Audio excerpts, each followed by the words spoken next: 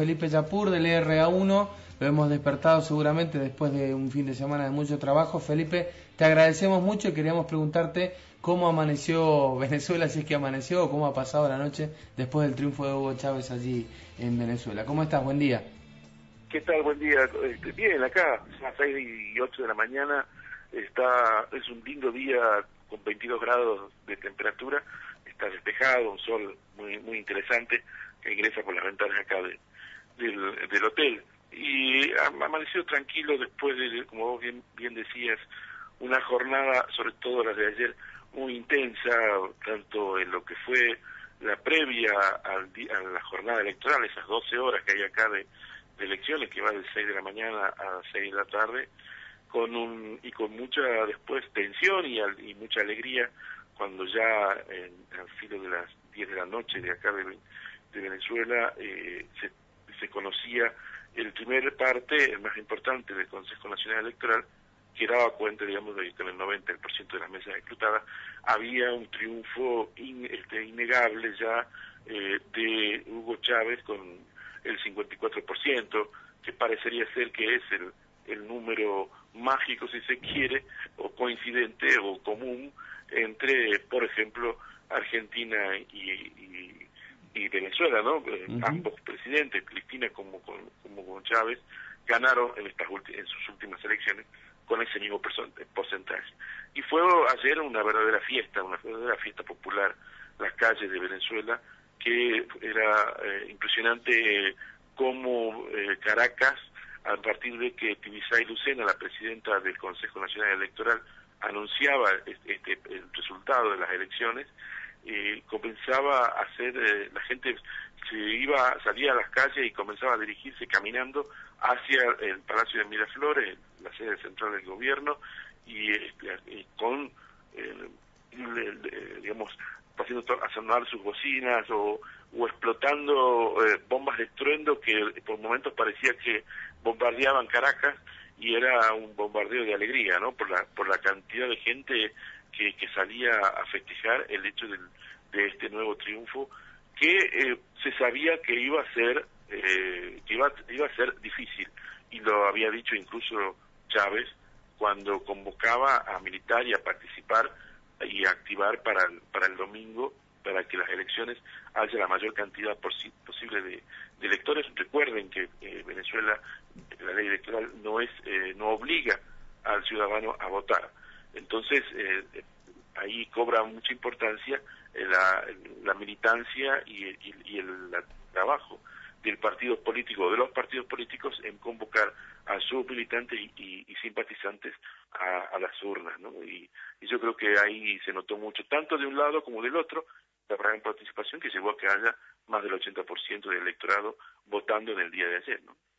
Felipe, ¿y cómo lo viviste desde tu punto de vista personal, el trabajo realizado por los medios venezolanos, por distintos medios del mundo que se hicieron presentes? Hugo Chávez es un líder mundial, ya a esta altura no solamente implica su figura a la América Latina o solamente a América. ¿Cómo lo viviste vos a partir del diálogo con otros colegas, de lo que viste en los medios de comunicación venezolanos? Los medios de comunicación venezolanos son, te diría que está todavía por definirse si son una extensión de algunos partidos políticos o son la nueva cara, digamos, de la expresión política con respecto a lo que es, sobre todo y fundamentalmente, a la oposición a Hugo Chávez y al modelo del socialismo del siglo XXI, que anoche fue ratificado incluso en el mismo discurso de Hugo Chávez, ¿no? Los medios acá son, creo que se manejan a veces sin ningún tipo de pruritos en contra de lo que es el gobierno de Chávez y los logros y los distintos programas políticos y programas sociales que se llevan adelante. Pueden decirlo de manera tan desenfadada que no tienen los pruritos que pueden llegar a tener incluso la oposición, que es también bastante virulenta y que es también bastante incluso cerrada al diálogo. Hay que tener en cuenta de que si bien Capriles tuvo un discurso y una estrategia electoral que dio su fruto en el sentido de no confrontar, no discutir con el candidato oficial, lo cierto es que Capriles lo comprende la Generalidad de la Ley en lo que hace al combate violento a este gobierno. Fue uno de las personas que se jactaban en el año 2002 con el golpe de Estado de ser uno de los cazadores de funcionarios comunistas, y además de haber sido uno de los que asedió la embajada de Cuba en la búsqueda también para atrapar funcionarios que estaban ahí, entre ellos el canciller Nicolás Maduro. No era el canciller en ese momento, pero sí estaba ahí adentro de la embajada de Cuba. Creo que esto lo marca, digamos, cuál es el nivel también de la confrontación política, donde los medios de comunicación privados tienen un rol muy importante, e incluso a veces todavía pareciera ser que son más que nada la nueva expresión de la oposición, sobre todo por esa virulencia a veces que tienen a la hora de criticar y a la hora incluso de ignorar. Anoche era interesantísimo ver cómo después del anunciado el resultado, haber Capriles aceptado la derrota, todavía Globovisión, esa cadena de noticias importante que tiene acá Venezuela, seguía insistiendo, mostrando algunos casos aislados de gente que había tenido problemas para votar, como volviendo a hablar, dejando sospechas sobre la posibilidad de un fraude electoral, que había sido incluso negado por la calidad del sistema electoral de este país, había sido incluso negado por importantes dirigentes de la oposición, ¿no?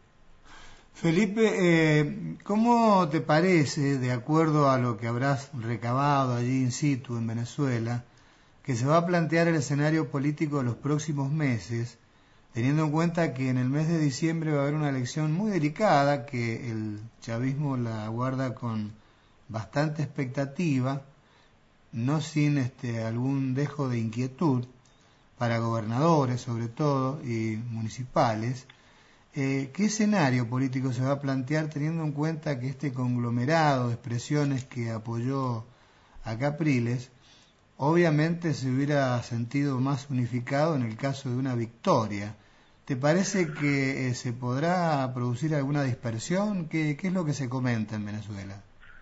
Bueno, como te imaginarás que ayer lo que predominaba era la alegría del triunfo presidencial, ¿no?, de la renovación del mandato de Chávez, pero sí es cierto de que había coincidencia en el sentido de que estas elecciones van a ser complicadas, estas que vienen, que vos bien marcabas, la de gobernadores, donde ahí el Partido Socialista Unificado de Venezuela, el partido de Hugo Chávez, va a tener que va a tener que tratar de encontrar las mejores candidaturas. Prácticamente estamos al cierre de la inscripción de las candidaturas. Ahora en estos días, el 12 de octubre, es la fecha de cierre de la inscripción, porque son 2 meses de campaña electoral.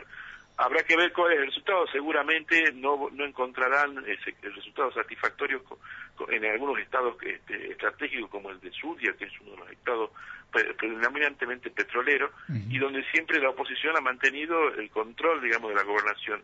Ayer ahí ganó Chávez. Sin embargo, el convencimiento que hay entre algunos dirigentes del oficialismo venezolano es que ahí se va a volver a perder.